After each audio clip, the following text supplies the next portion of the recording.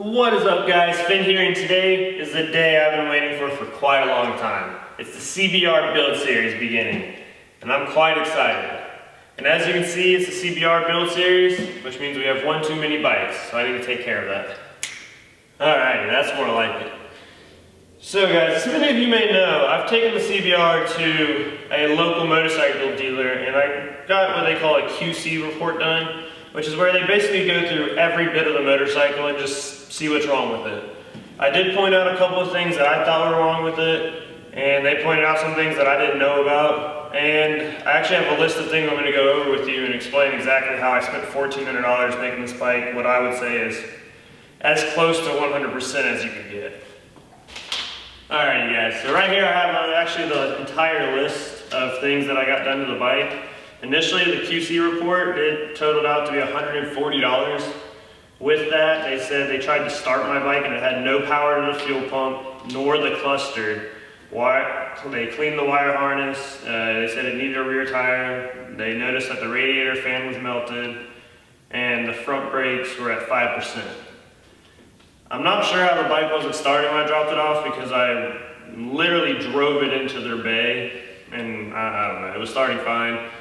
But so they charged me for that. That cost me about $70 to clean and rewire all that cluster. I'm not even really sure what they did. And then I got the brake pads done. So we were looking at like $144 total for brakes. That kind of sucked. I won't be spending that much money again on brakes. That was a ripoff. And then I got front and rear tires. I got the Q3s.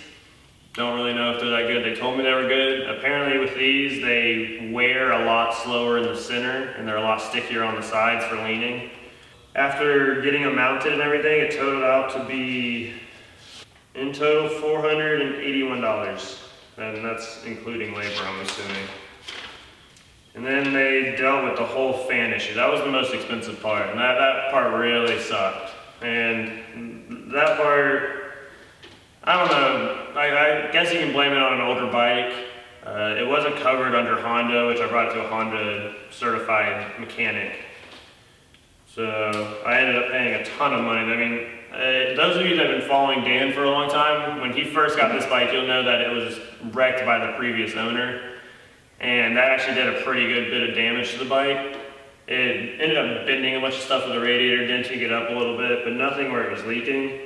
And apparently one of the little brackets got bent up, and that really sucked. So they had to replace screws. The top two screws weren't even screwed in for the radiator. And after replacing the fan, making sure it was spaced out good enough from the exhaust again, because the bracket was bent, which made it close to the exhaust. All in all, that came out with labor to $568. And somehow that all totaled out to be $1,407 spent on a brand new motorcycle, brand new to me, that I just spent $7,000 on about.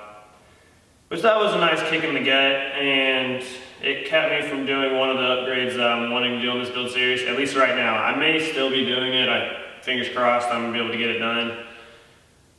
But now that all that's out of the way, you know what I've done to the bike, and as far as its running condition and stuff, that QC report that they did, it tells you, they diagnose all the running and everything to make sure everything's good, and they said that we're running A-okay and we're a strong bike, and that makes me feel good. It makes me feel a lot better about pumping a lot of money into this bike now that I've already done that.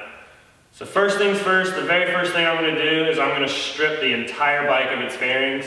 I'm not going to do a huge walk around and tell you bolt by bolt how to do it. I'm going to do somewhat of a time lapse, and I'll tell you some things here and there, because to be honest, these fairings don't line up 110% correctly.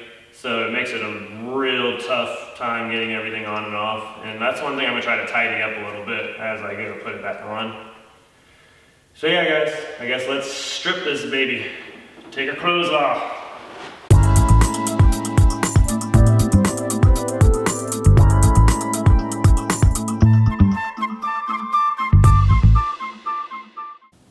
Well, there you have it, guys. That turned out to be 1,000 times harder than I ever imagined it would be.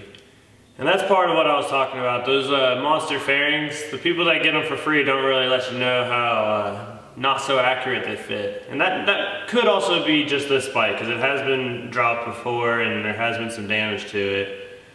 So everything definitely does not line up perfectly. I couldn't even focus on filming. It took me forever to get those off. So now that that's done, some of the fun stuff can start happening. But sadly, it took me so long to do all that and so long to explain what I had done to the bike. You're gonna have to catch me next episode to see what I'm doing. And that involves taking off the gas tank, which I'm not too sure about.